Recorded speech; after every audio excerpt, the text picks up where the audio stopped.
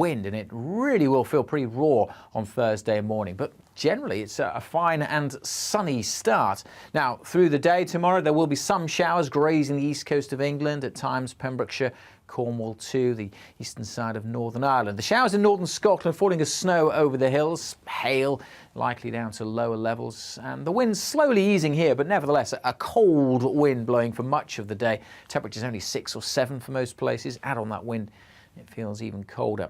Things turning pretty cold pretty quickly on Thursday evening, but up to the north we're going to see wet weather pushing in. Some snow on the hills, and this zone of rain will slip its way steadily southwards during Friday. A lot of cloud around, outbreaks of rain, and increasingly windy.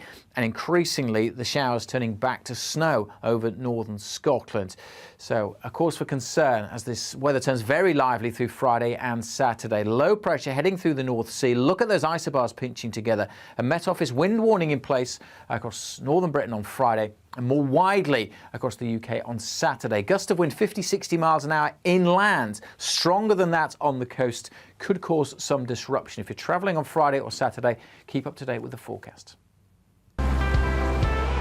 Canary Islands sponsors the weather.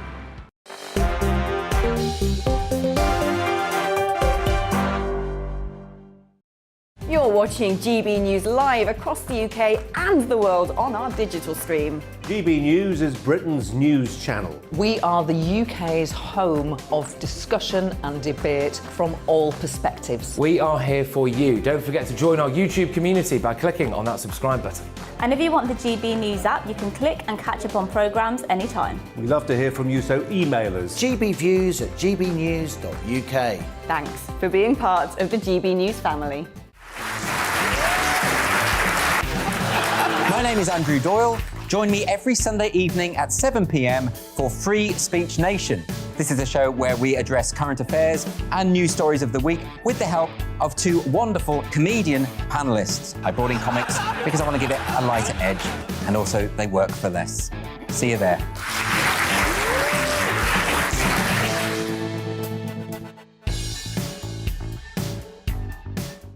Join my show Farage, 7 p.m. till 8 p.m. Monday through Thursday, and there you will get opinion, analysis, debate, and I'll cover stories that nobody else dares to touch.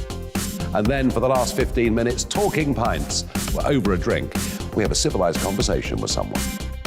We very often disagree, but we do it in a grown-up way. Come and join me on Farage.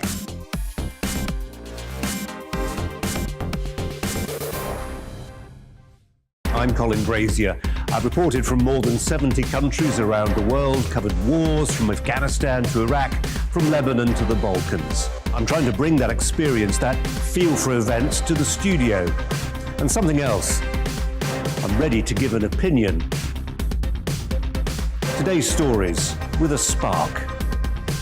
Brazier from 8 p.m. weekdays on GB News.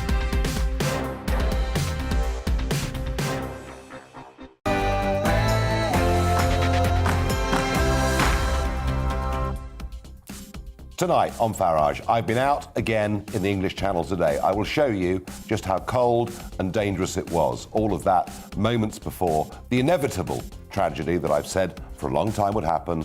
We now know 33 people have died in the English Channel. I'll be debating, is this now an emergency situation? I'll be joined by Anne Widdecombe to talk about the funeral service of David Amess and indeed the leadership of Boris Johnson, her view of whether he's going to last very long. And joining me on Talking Pints, the Queen of Clean, Kim Woodburn.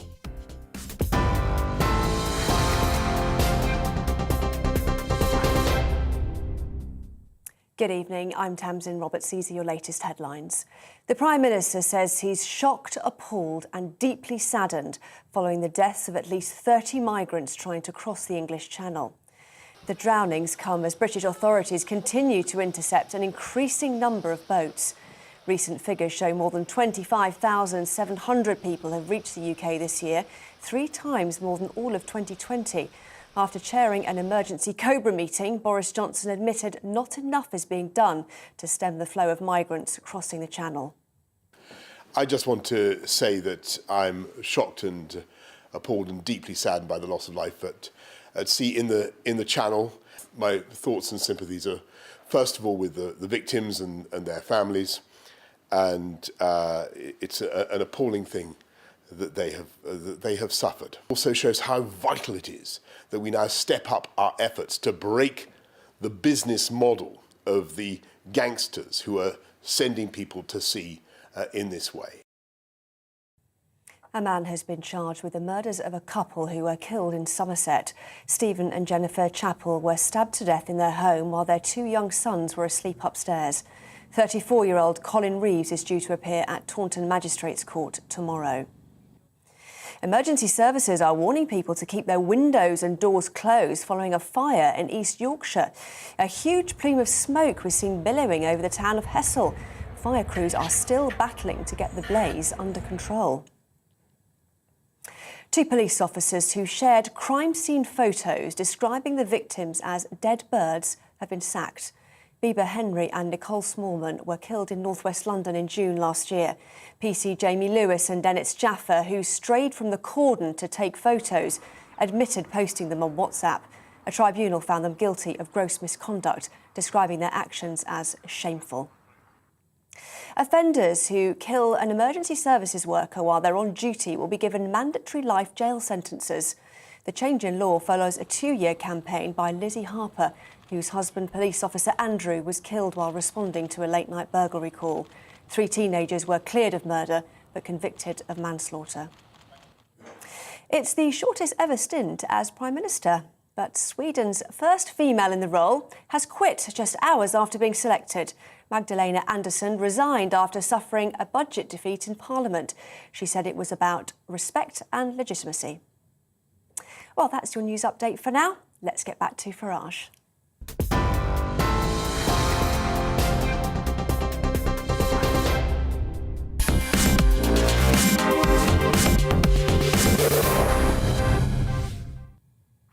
For 20 months, I've been going out repeatedly into the English Channel and along Kent's beaches, trying to get the country, trying to get the media, trying to get our politicians and our leaders to wake up to what was inevitable. And what was inevitable is that the numbers that would come to this country would rapidly increase. And I've been right about that all the way through. But I've also, ever since I first started doing this, said that at some point there would be a major mass tragedy. You simply can't have inflatable boats going through some of the busiest shipping lanes in the world without, at some point, a collision or a major tragedy. Over the course of the last 3 weeks, 8 migrants have died. Not that you'd know it, because there's been almost no reporting of that story anywhere apart from here on GBNews, where we've led with all of this. Today, I was out before first light in the English Channel, once again, trying to find out what was happening, how things were changing, and I produced this report. And when you look at it, just think about the ominous words that were spoken by myself and by the skipper, Andy King, of the boat, just moments before this first mass tragedy. Here we are, English Channel. You know, it's cold, it's horrible. The sea is okay. Several incidents today. We've just come across this one. There's 22 on this. They've come from Iraq, Iran. There's 1 child on board that I can see, 2 women, mostly men, and that's about the right ratio. It's about 90% men. So far today, there's 100 already come into Dover. We're told of multiple incidents as we speak of Dungeness. So, you know, again, whatever happens today, it's going to be several hundred people. The boats, you can see, are much sturdier than the previous ones we saw in the summer. This is not one of the really big ones, but be assured of one thing. They're going to keep coming throughout the whole of the winter. And Mark, I wonder, does Priti Patel ever come out here? I don't know if she's actually been out. She certainly visited those Border Force staff down at Dover who are having to handle all of these people who have been brought across in such significant numbers now that they're having to build a new processing centre for them in Dover itself. Now, they're here, the engine's off. I don't know if they've switched the engine off because we've arrived here and they're hoping for help. That's something that they often do. As we approach, we could see that the engine was moving. As they saw us approach, they've cut the engine off because they feel that help is close at hand. We've now called in Coast Guard, Border Force, and they'll be out to collect them. But at the moment, there are no Border Force assets. We haven't really got the facilities to take people We're on. near the Varn lightship, and where we are actually is quite a bit away from where we're hearing Border Forces, where we're hearing that the lifeboats are tasked at the moment dealing with other incidents. So it could be quite a while before they actually get out here. There are no free assets at this moment in time. Everything out there is engaged, the lifeboats, Border Force. And quite what they're going to do next summer, when the numbers that come unless something is done will be in multiples of this, I just don't know. But this is the number one issue in British politics. You know, thousands of people coming in just this month alone. They've all got to be rehoused somewhere in the country. There's no returns policy agreed with France. No sign, actually, that the government has got the guts to just do returns to France, which I think is the only way through this. And it's not just costing us a fortune, but it's actually posing a genuine threat to national security. And no wonder support in this government is falling as sharply as it is. So the traffickers say, when you're met by a boat, turn the engine off immediately, because that then means that if it turns into a search and rescue mission, well, that's all well and good. However, we've got the shipping lanes. If you look just behind me here, major ships passing very, very close to us. So it's a pretty perilous thing to turn the engine off when you're in this position. And I've been amazed over the last 20 months or so that I've really been following this closely. There's not been a major collision in the lanes. The biggest risk now, I think, is hypothermia.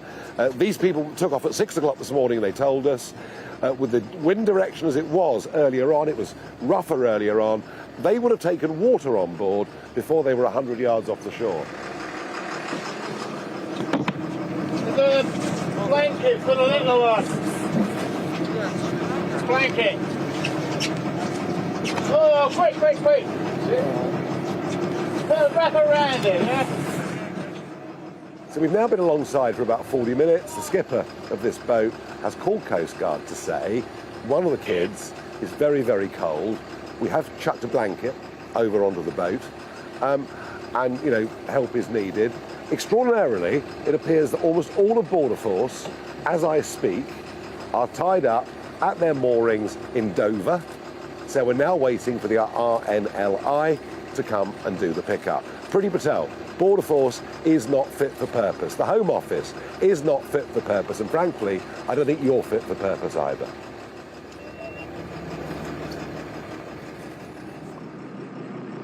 Definitely getting worse. I've seen it progressively get worse over the last, I don't know, last 12 months. It's really gone quite bad, like, you know, overall coming in. And I mean, they're obviously we're up more than 25,000 so far this year, and I think the change, we noticed it a bit last year, but definitely this year, even as we're heading to the winter months now with worse weather, they're still coming across. The people smugglers are still pushing them out. Yeah, they seem to be taking more and more risks now, don't they? I mean, a load of the colder weather's here, but they just doesn't seem to be deterring them whatsoever. How concerned are you about the potential for a large-scale tragedy here? Very. It's not a question of if it happens, it's going to be when it happens. It is going to happen. You know, there's no two ways about it. You're convinced of that? Yeah, I am. Yeah, definitely. I know how it can be changeable out there in no time.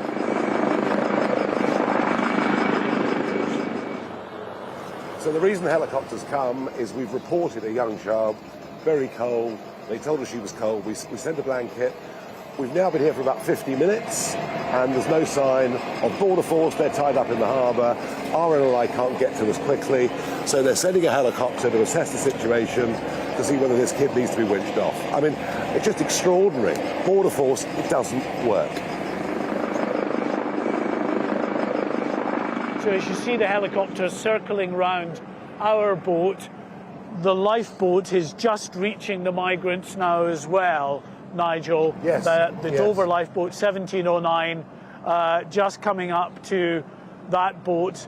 Not the not the smallest of migrant boats, but still, you know, a fairly small and flimsy vessel, about 8 metres long? 7, I would say. Yeah. I mean, the bigger ones are 11, and the rumours are there are ones up to 20 metres long that'll be coming next year.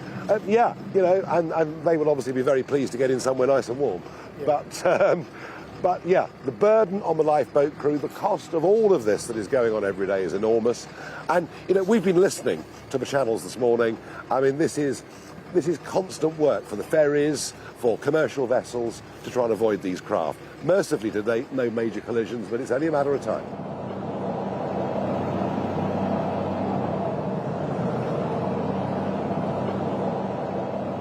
We're back in Dover Harbour. Pleased to say that Hurricane, one of the Border Force boats, has just gone back out, so they're clearly off their lunch break. Quite why, when we needed somebody, they weren't about, I don't know.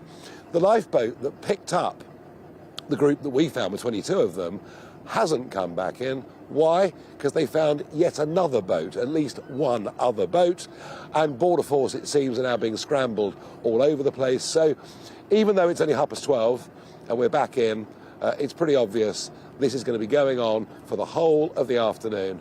I thought earlier on might be a quiet day, 200 or 300. It's going to be much, much bigger than that. And here we see Border Force heading out. So they're now sending out some serious assets. There's obviously a lot happening in the Channel right now, and there's no sign of an end to it. They don't look particularly pleased to see GB News, but they've given us a wave, which is nice of them.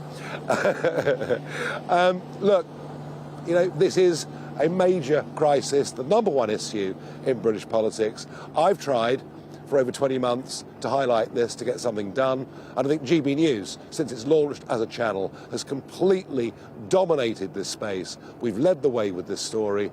The other media are constantly playing catch-up with us, but at least now they are playing catch-up. Well, within an hour or two of us saying it was only a matter of time and it would happen very soon, a major incident took place. It was just over the line in the French side of the English Channel, though British assets were scrambled to go and help. We understand the death toll to be 31, with 2 of those that have been recovered who are still alive in hospital in France. This is now, I think, an emergency situation. And at last, the Prime Minister, who has said very little about this over the course of the last couple of years, the Prime Minister has held a Cobra meeting today. After it, this is what he had to say. I just want to say that I'm shocked and appalled and deeply saddened by the loss of life at sea in the Channel. I think that the details are still coming in, but more than 20 people have lost their lives, as you know. And my thoughts and sympathies are, first of all, with the victims and their families. And it's an appalling thing that they have suffered. But I also want to say that this disaster underscores how dangerous it is to cross the Channel in this way. Well, one thing I must say, where I disagreed strongly with the Prime Minister, I wasn't shocked at all. Surprised, to be honest, that it didn't happen earlier. Do you think at home that this should now be declared an emergency situation? Please give me your thoughts. gbviews at gbnews.uk, or you can tweet at gbnews. Now, our Home Affairs editor, Mark White, who was with me on the boat today, is still there in Dover Harbour. Mark, 31 appears to be the final number, do we think? I'm told that this search and rescue operation is still underway, though, as you know, Nigel, the chances of pulling anyone from that freezing water alive now are non-existent. But they are still searching for other people potentially in the water, and it is not just a French maritime operation, but British maritime assets involved in that as well. We're told that at least one child is among the dead. So utterly tragic circumstances. You're talking about whether this should be declared an emergency. I think it is, Nigel, in all but name an emergency, given especially that the Prime Minister chaired meeting of the crisis cabinet, that emergency cabinet Cobra, to discuss exactly what they are going to do next. There will be intense pressure now, not just on the UK government, but on the French government. And I think Boris Johnson, judging from his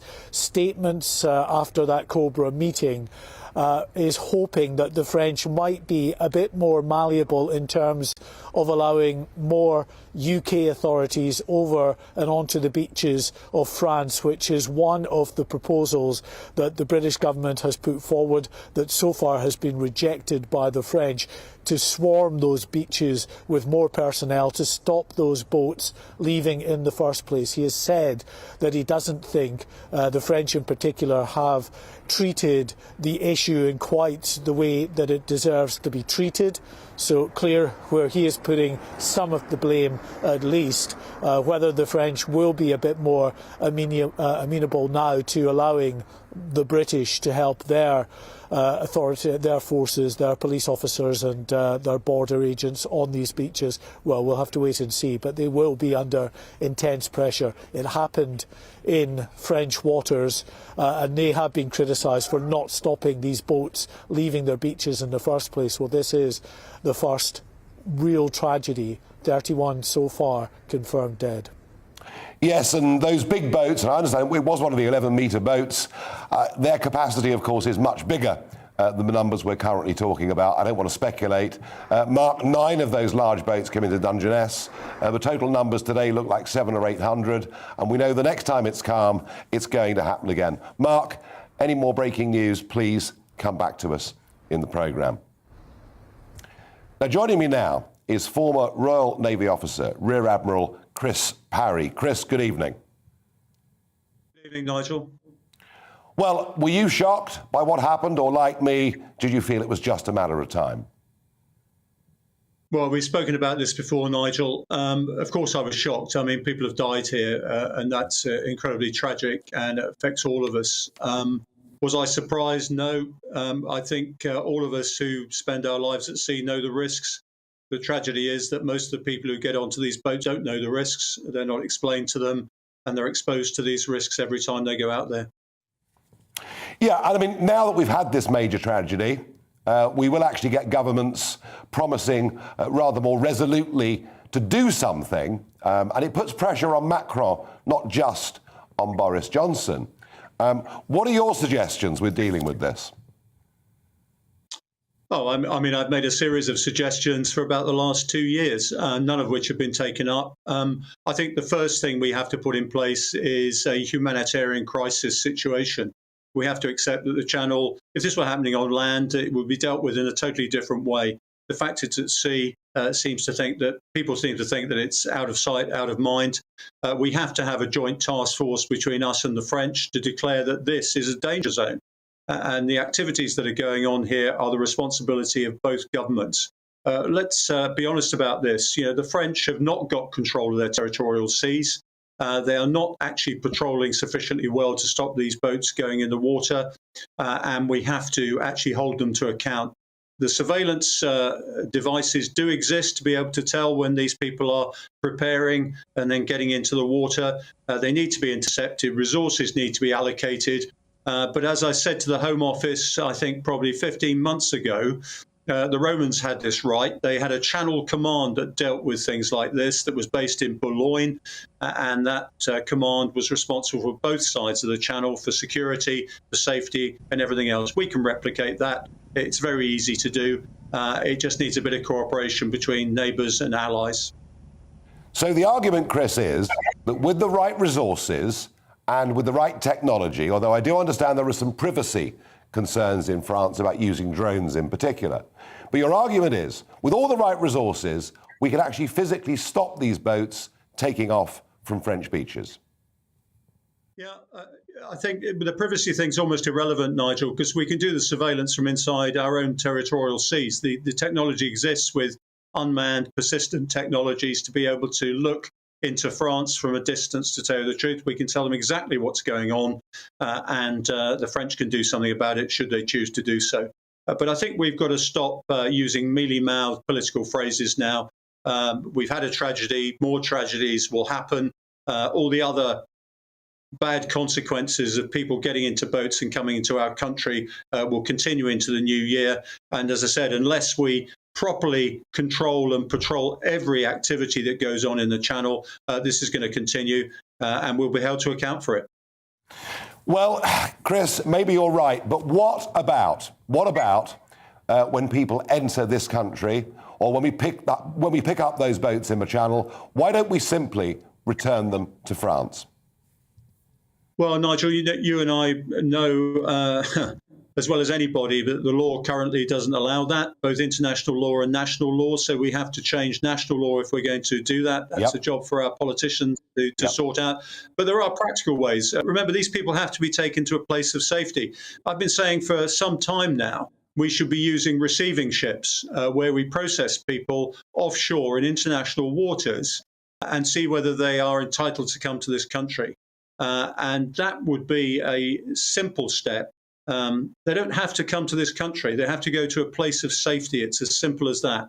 And I think more and more we've got to put procedural steps in place that mean that we don't keep bringing them to the country directly. We have to agree with France that if they are the country that is sending them, that's where they go back to. It's as simple as that. And if the French can't act as friendly neighbours, then we have to take some action in regard to the political processes in France that affect them as well. Chris Parry, thank you as ever for coming on and discussing this subject. I'm sure we're going to talk again soon, because I don't see what's happened today, frankly, as being a deterrent. Thank you. Now, your reactions to this. Scarlett on Twitter says, it has been a national emergency for over a year, with little positive action by government. Well, almost none, frankly.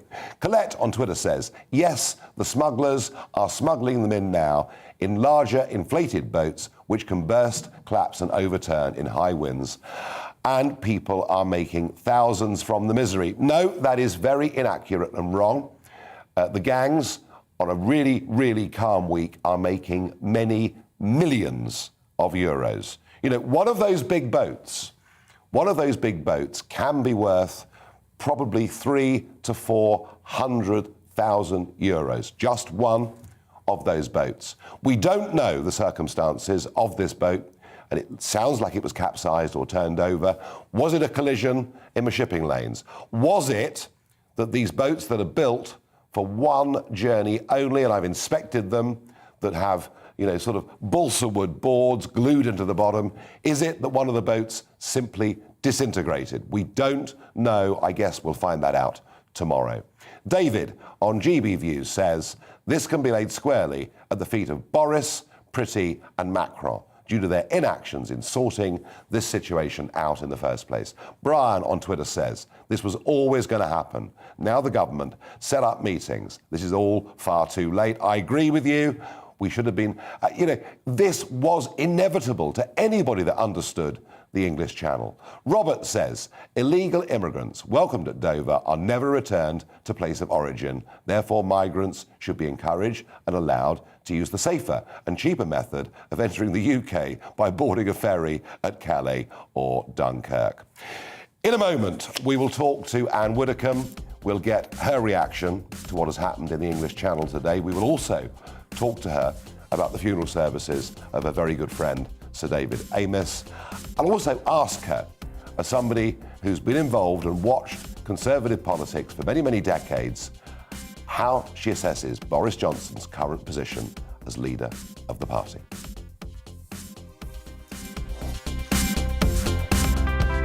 It's time to remind ourselves there's always another winter. Canary Islands sponsors the weather.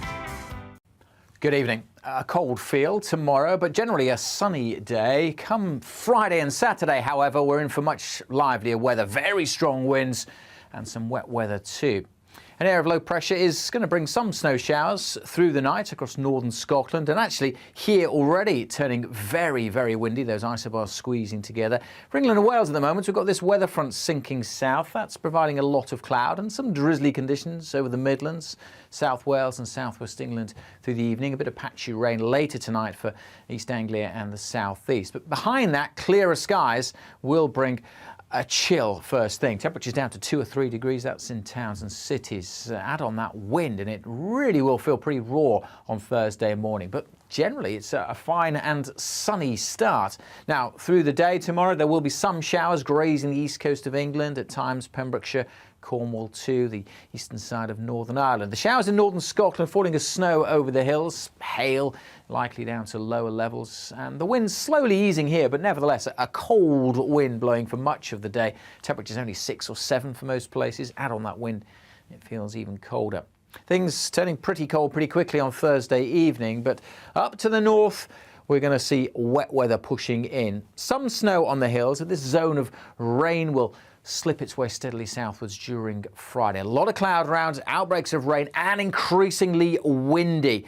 And increasingly, the showers turning back to snow over northern Scotland. So a cause for concern as this weather turns very lively through Friday and Saturday. Low pressure heading through the North Sea. Look at those isobars pinching together. A Met Office wind warning in place across northern Britain on Friday, and more widely across the UK on Saturday. Gust of wind 50-60 miles an hour inland, stronger than that on the coast, could cause some disruption. If you're travelling on Friday or Saturday, keep up to date with the forecast. Canary Islands sponsors the weather.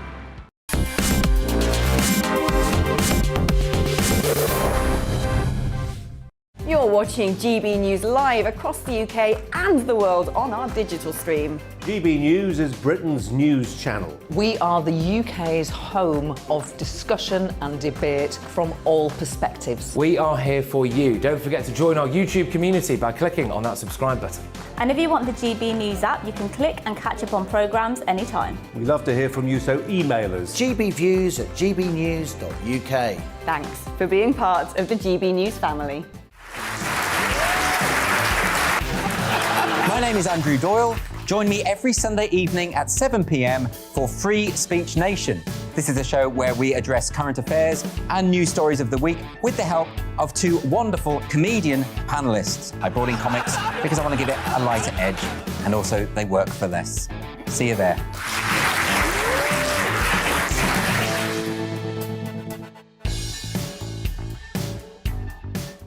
Join my show Farage, 7 p.m. till 8 p.m. Monday through Thursday, and there you will get opinion, analysis, debate, and I'll cover stories that nobody else dares to touch. And then for the last 15 minutes, talking pints. We're over a drink. We have a civilised conversation with someone. We very often disagree, but we do it in a grown-up way. Come and join me on Farage.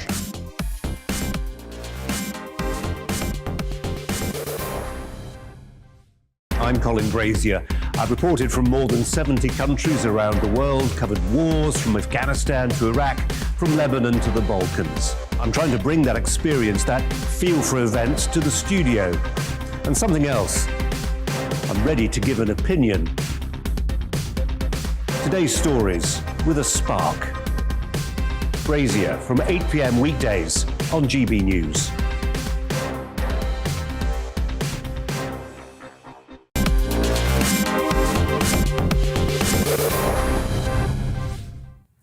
We now understand that French police have made 4 arrests in connection with the tragedy that happened in the English Channel today. 31 people have been confirmed as having died, but search and rescue missions are continuing. We do not know how many others are missing. We know that 2 people that have been picked up have survived and are now in a French hospital. Well, joining me to talk about this and all of the big events of this week is former Conservative Member of Parliament, former Brexit Party MEP, Anne Widdecombe. Anne, good evening. Good evening. Your reaction to what's happened in the English Channel today? Well, obviously it is shocking, but on the other hand, like you, I think this was always going to happen. It's been a tragedy that's been pending for a very long time. And it's all very well to talk about declaring this as an emergency situation. We've had an emergency now for a very long time indeed. And I've been saying for 20 years that the only way we're going to be able to deal with this is to remove the magnet that draws people here when they're already in a perfectly safe country. And that magnet is that people think that if they get into Britain, they're very, very unlikely to be removed. I mean, after all, if you're in a perfectly safe country like France and you're genuinely fleeing persecution, then the logical thing to do is to apply for asylum in France. But for many years now, it's nothing new about this. The channel crossings are newish, but there's nothing new about the principle. For many years now, people have been trying in places like St. Gat to get into Britain unlawfully rather than to apply for asylum where they are. So you've got to ask what the magnet is. And the magnet is that people reckon that once they get here, it's one of the easiest countries in the West to disappear if they think their claims are going to be turned down. We don't practice detention. We have no national identity cards. We do have a flourishing black economy. It's very, very easy to disappear. Yes, it is. And even if you do go through the process of applying for asylum and get rejected, as was the case with the Liverpool bomber, even when you get rejected, you don't get removed. So you're absolutely right about that magnet. And I just would invite you to say a few words. I know it was the funeral services this week of Sir David Amess, who was a very good friend of yours. And I know that you spoke on behalf of the family at the funeral. Yes, I did. There were two events. There was a civic service in Southend, where I simply read out a statement on behalf of the family saying that they were shattered. The exact words of Julia, the widow, were that the family was broken, but also saying that they wanted good to come from it, and that they wanted peace and greater tolerance to come from it. And yesterday, I felt very strongly, because yesterday was the actual funeral in Westminster Cathedral, I felt very strongly that we should all try and ensure that David is not just remembered for the way he died, but that he'll be remembered for the way he lived and for what he achieved in his lifetime. If I can draw an analogy, Nigel, think of Airy Neve. If you say Airy Neve, everybody immediately thinks, oh, yes, he was the MP who was blown up by the IRA in the House of Commons car park. In fact, he'd made the first home run from Colditz. He'd played a major part in the war crimes trials. He was a very big man, but all anybody thinks about is how he died. I don't want that to happen for David. No, understandable. And thank you for sharing those thoughts with us. Now, you have been observing and involved in Conservative Party politics and Conservative thinking for quite a number of years. And you've watched Conservative leaders come and go, and you've praised some and you've damned others. How does Boris Johnson now look as a leader, and how do you assess his position? Is he in control of his own parliamentary party? Can he bounce back? How do you see it, Anne? I think he may well be able to bounce back, because that is part of being Boris. Boris bounces. But if you look back to the original Boris, to the Boris who became Prime Minister, who was so confident in what he was doing, was so buccaneering, if you like, prepared to take risks, that he ordered all those vaccines, way, way ahead of the EU, got Britain into a really good position of being ahead of everybody else, took maximum advantage of Brexit to be able to do that. And that was Boris going for it. And the big thing is, he actually ordered so many of those vaccines before they were even approved. I mean, this was Boris at his determined best. But I think getting COVID actually had a much greater effect on him than people realise. He now appears to be all over the place. That buccaneering attitude is gone. And one feels that instead of being in charge of events, he's now being blown about by events. Yeah, I have to say, I rather agree with that. It's sort of almost more like followership than it is leadership. I wondered, when he shuffled his notes and said, forgive me 3 times, a couple of years ago, he'd have laughed that off. And I just wondered whether perhaps he might have just lost his confidence a little bit. I'm sure he has lost his confidence, and I'm putting it up and also that it was down to COVID. He was suddenly hit by this massive national emergency that nobody had foreseen, a global emergency for that matter. Yeah. And I think he was quite badly knocked off course. And I think his confidence has taken a knock. Now, as I say, Boris is very, very capable of bouncing back, but he's in trouble at the moment. And I think this is a time for thinking. And I don't think enough thought comes out of number 10. For example, the migrant situation that we talked about, all you get is umpteen initiatives announced, which are never actually followed through. None of them happen. And a tendency to blame everybody else except ourselves. Well, we're responsible for who arrives on our shores. Come on. Yep, no, and we're the Magnet. And as you said at the very start of this, thank you, Anne Widdecombe, for joining us and sharing your thoughts with us here at GB News today. Thank you.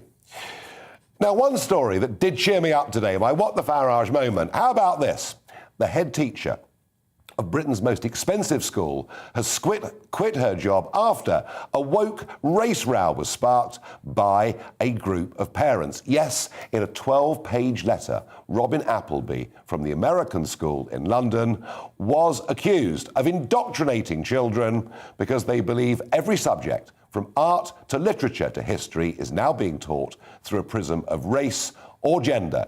The letter also alleged that a recent decision to create racially segregated after-school clubs in which pupils mix solely, you can't believe this stuff, can you? Pupils mix solely with people of the same ethnicity was illegal as it breaches the Equality Act.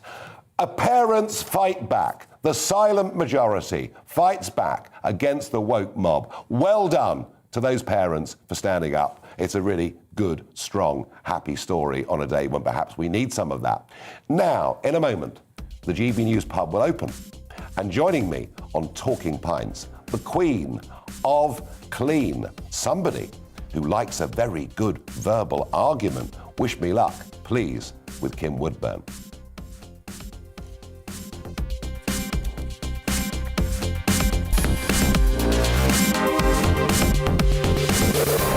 You're watching GB News live across the UK and the world on our digital stream. GB News is Britain's news channel. We are the UK's home of discussion and debate from all perspectives. We are here for you. Don't forget to join our YouTube community by clicking on that subscribe button. And if you want the GB News app, you can click and catch up on programmes anytime. We love to hear from you, so email us. gbviews@gbnews.uk. Thanks for being part of the GB News family. My name is Andrew Doyle. Join me every Sunday evening at 7 p.m. for Free Speech Nation. This is a show where we address current affairs and news stories of the week with the help of two wonderful comedian panellists. I brought in comics because I want to give it a lighter edge, and also they work for less. See you there.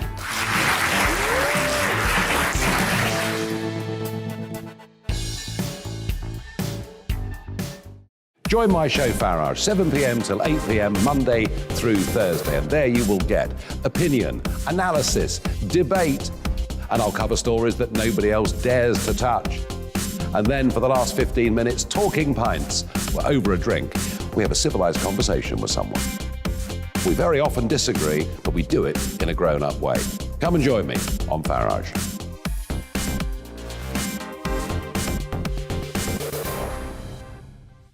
I'm Colin Brazier. I've reported from more than 70 countries around the world, covered wars from Afghanistan to Iraq, from Lebanon to the Balkans. I'm trying to bring that experience, that feel for events, to the studio. And something else, I'm ready to give an opinion. Today's stories with a spark. Brazier from 8 p.m. weekdays on GB News.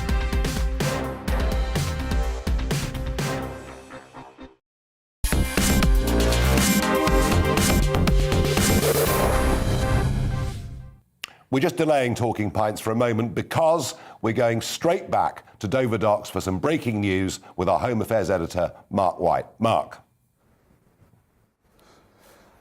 As far as this operation in the Channel is concerned, it is continuing into the evening. Now, a separate rescue operation, we're told. The Dover lifeboat has just launched, Nigel, to head out to Sandetti Bay, Sandetti Bank, I should say, which is not far from that tragic incident earlier in the day. Now, they have had reports of people in the water. It is, we're told, a separate incident that Dover lifeboat is going to. It's just on the French side of the Channel. French maritime assets en route. Dover lifeboat going to help as well. Now, they have received apparently 999 calls relating to this incident.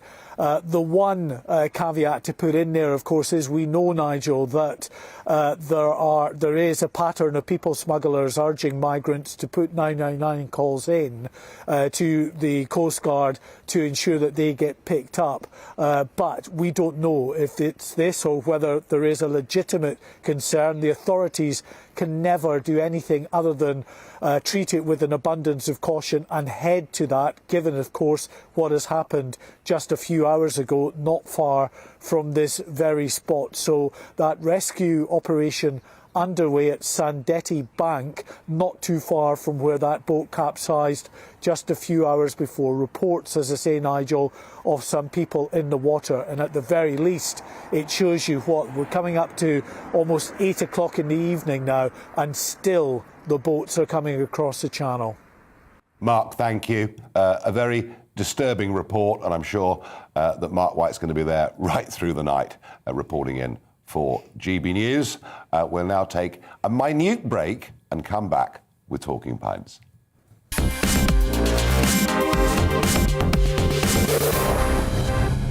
Did a boat capsize? The pub is open. I'm joined by the Queen of Clean, Kim Woodburn. Hello, how are you?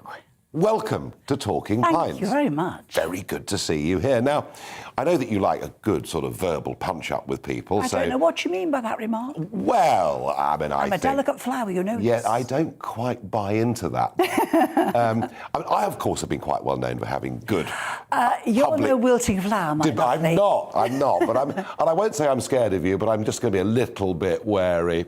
That'll do me.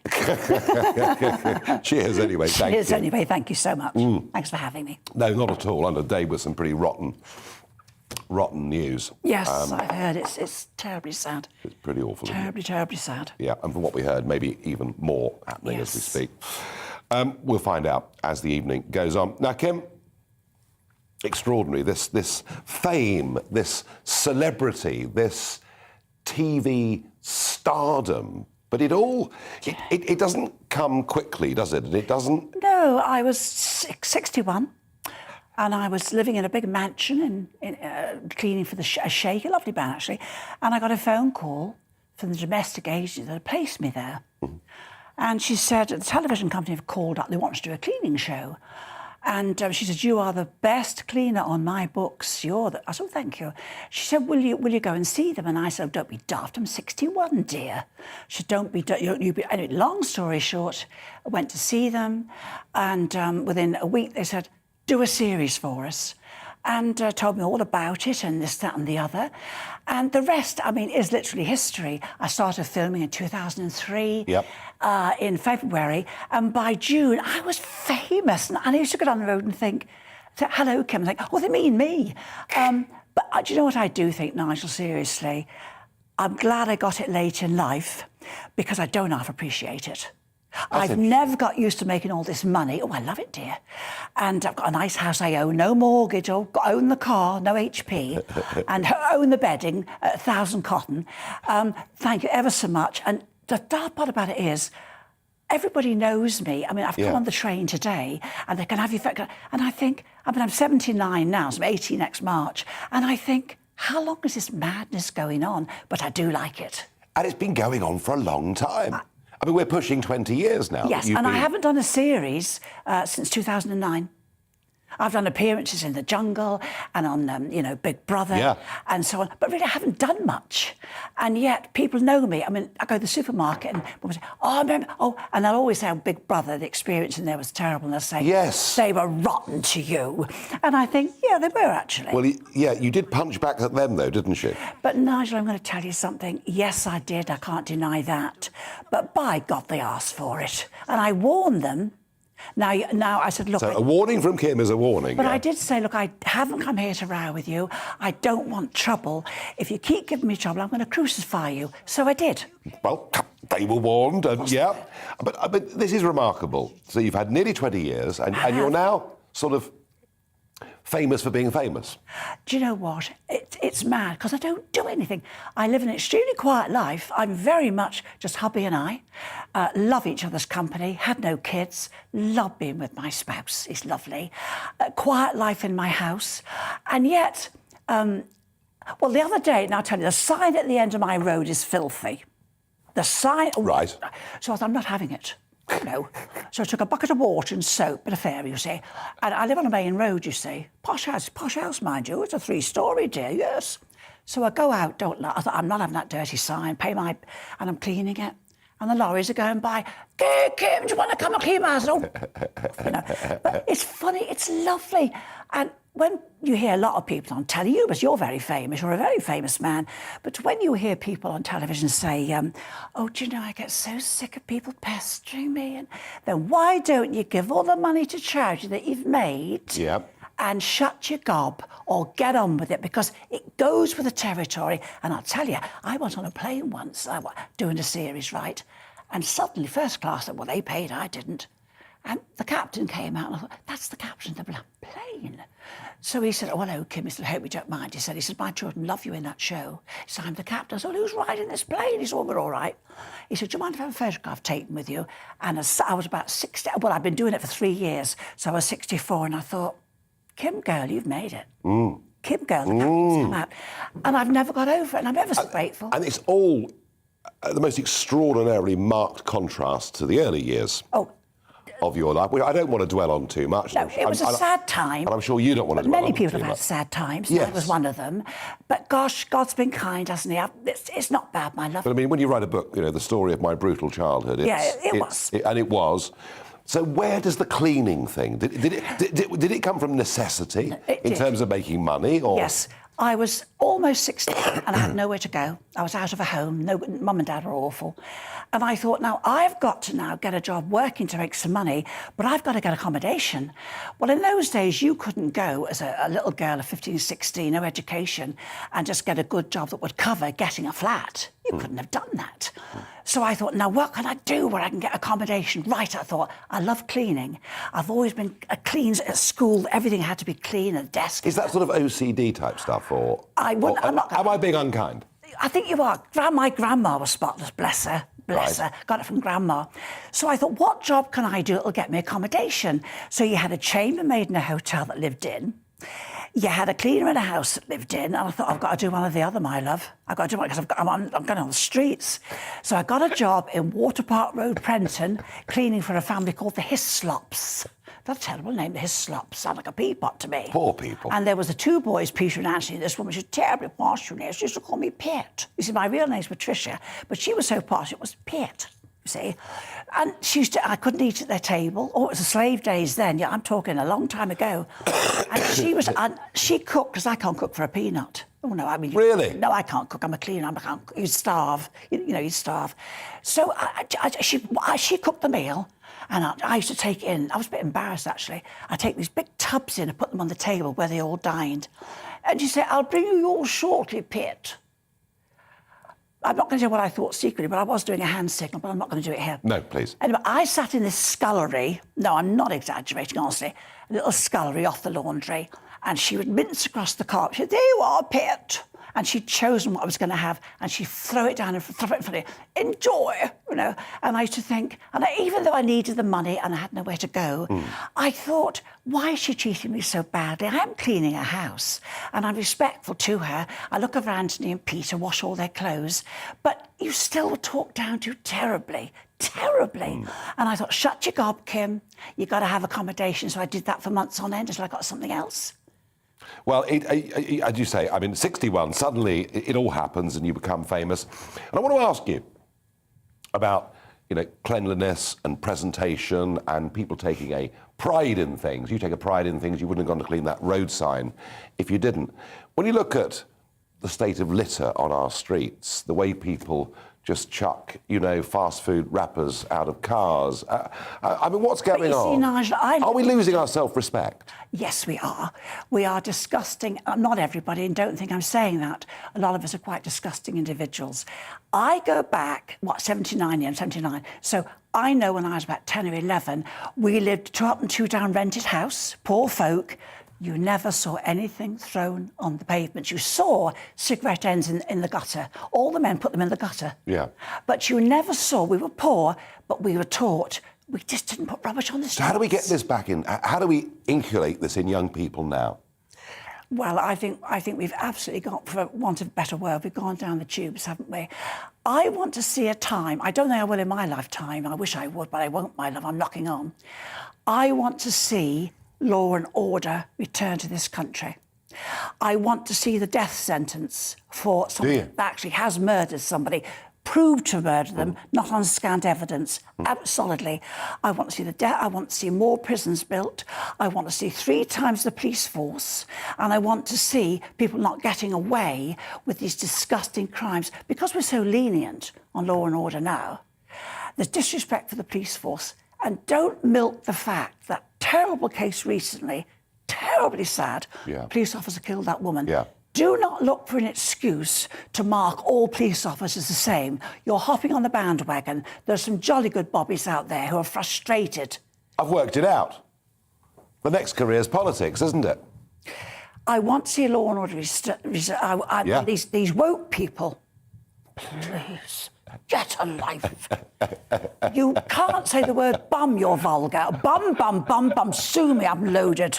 No, we've got to stop this, Nigel. We had hard times. Well, I think you should speak out more on these things, because you clearly care. I want to get law and order on the road. I want to get... I tell you what, folks, I think that coming on Talking Pints has launched the next phase of Kim Woodburn's career. She's going to be out there now as a social affairs commentator, and she might even enter the political sphere, but we thank her for coming and joining us. Well, when you become Prime Minister, I'm here for you, dear. You're going to be the first. No question. No question about I find you very attractive. Oh, dear, oh, dear. We can work, cut, you and I. Cut. No, I'm a human being, not a robot. Thanks for coming on. Brilliant. But I believe, get the police force back on its feet. 3 times the police officers, many prisons, many cells. Punish these ratbags for what they're doing. Right, there you are. There you are. That's it. That's the end of Talking Pints. But you're going to stay for the next bit too. Thank you so much. Thank you.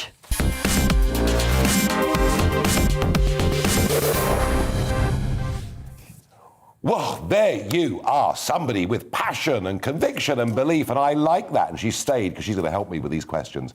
It's Barrage the Farage. You send the questions in. I don't see them before. Let's start with John. Nigel, assuming Boris Johnson will never bounce back, is there any Tory MP who you think would make a good PM?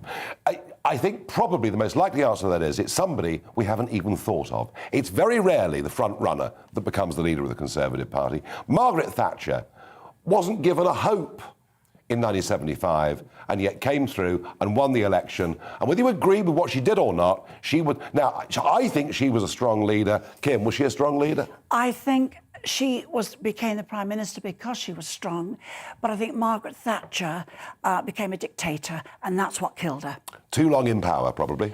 Became a dictator. Yeah, too long in power. Yep, top job, 8 years, probably about right. Pauline asks, Nigel, do you go to the cinema much, and have you seen the latest 007 film? Do you know, I don't go a lot, but I do enjoy going to the cinema, and I want to go and see the 007 film. I've seen most of the previous ones at the cinema. Have you seen it? I don't like Daniel Craig as James Bond. Don't you? Are you a Sean Connery fan? Well, no, but he's not like a James Bond, is he? I mean, I like Sean Connery, Roger Moore, Pierce Brosnan, but a little tiny chappie with a rather rough face, you see. And I'm being serious. He's only up to my ear, dear. And I think he's a good actor. He is not a James Bond. Right, there we are. No, Alan sorry, on Twitter. Next one. Alan on Twitter asks, why has it taken a tragedy like today to get the PM's attention focused on this? Look, he's been burying his head in the sand on this subject for the last 2 years. Occasionally, a journalist might ask a question about it, and he brushes it aside. Perhaps it was always going to take a tragedy to get him to focus on it, which is a sad thing to say, but probably true. I am done. Over and out. I'm back with you tomorrow. Coming up next, it's Colin Brazier. First, though, let's have a look at the weather. It's time to remind ourselves there's always another winter. Canary Islands sponsors the weather. Good evening. A cold feel tomorrow, but generally a sunny day. Come Friday and Saturday, however, we're in for much livelier weather, very strong winds and some wet weather too. An area of low pressure is going to bring some snow showers through the night across northern Scotland, and actually here already turning very, very windy, those isobars squeezing together.